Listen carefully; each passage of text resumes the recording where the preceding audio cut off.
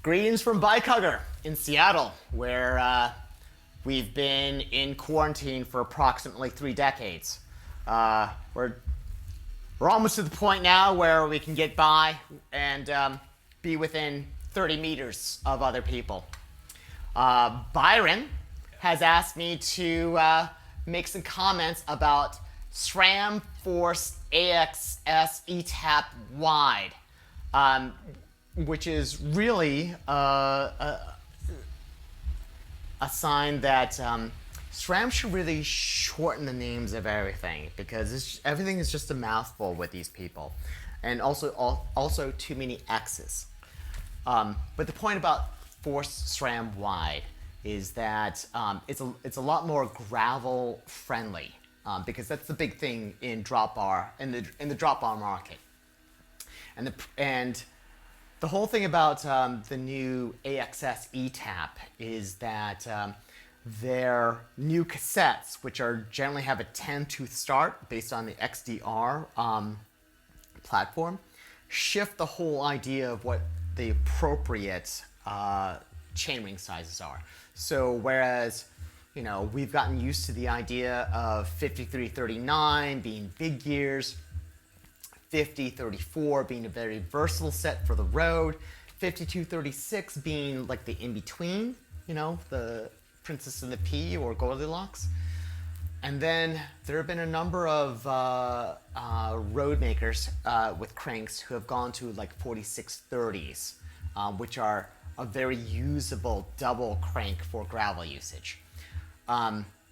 But when you go to a 10-tooth start as opposed to 11-tooth start, it shifts everything down, so the chain rings need to be smaller.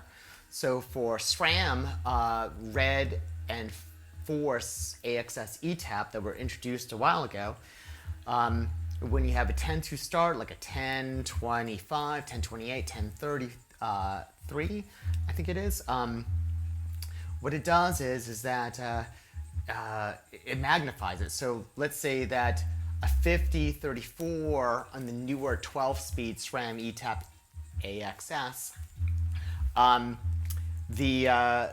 like a 4633 gives you about the same gears.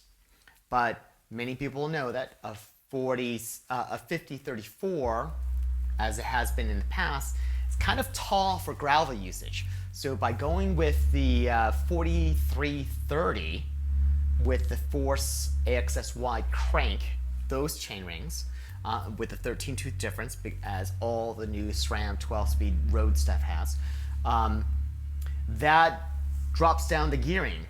Now, Force AXS wide has a new rear derailleur, a new new cassette, and a new front derailleur. So there's a new 1036 cassette, which requires the Force AXS wide rear derailleur. Now, that Force AXS wide rear derailleur will also work with existing cassettes, except for the smallest ones, which I'm told don't get a whole lot of sales. So, like the 1028, 1033, 1036, all of those work with the new Force AXS wide rear derailleur. The Force AXS wide crank actually has a wider spindle, which affects a wider chain line dimension. And if you're using that, you would have to use the Force AXS wide front derailleur, which is able to swing that chain further outward. But if you were to use that 1036 rear cassette with the Force AXS wide rear derailleur, but the larger chainring tooth counts, you don't actually need the Force AXS wide front derailleur. That's simply something to deal with the wider chain line factor of these Force AXS wide specific cranks.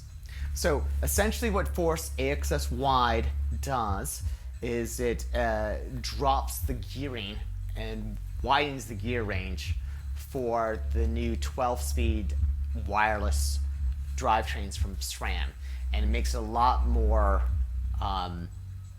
apropos to gravel usage. And this is a good complement for people who need to, who are interested in gravel riding, but they want to run a double as opposed to a 1x drivetrain setup. Which, you know, it turns out that there are some consumers who are never going to be satisfied with a 1x setup. But here at Bike Hugger, I would say that we're pretty much down with the 1x concept, at least for when it comes to gravel.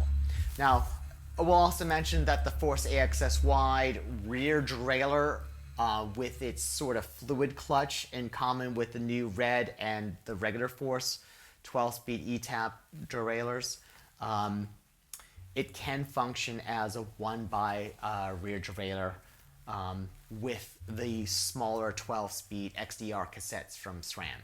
And that would require the SRAM flat top style chain. So, yeah, so it's very versatile application, and it really makes it a lot more accessible to the overall market. And excuse on that. We're almost 7 minutes in, so let's wrap it up. Okay, so can we add something else? Point about SRAM Force AXS wide is that it widens the gear range. It is probably most suitable for running with 2x setups as opposed to 1x setups, but there is something to, that is attractive about the wider range of the Force AXS wide rear derailleur, being that you could run a 1036, and that's pretty close to what you would need to be able to effectively run a 1x setup as a pure road bike. It's not going to appeal to everyone, but it definitely gives a lot of options. And here at Bike Hugger, we're really excited to have that as an option.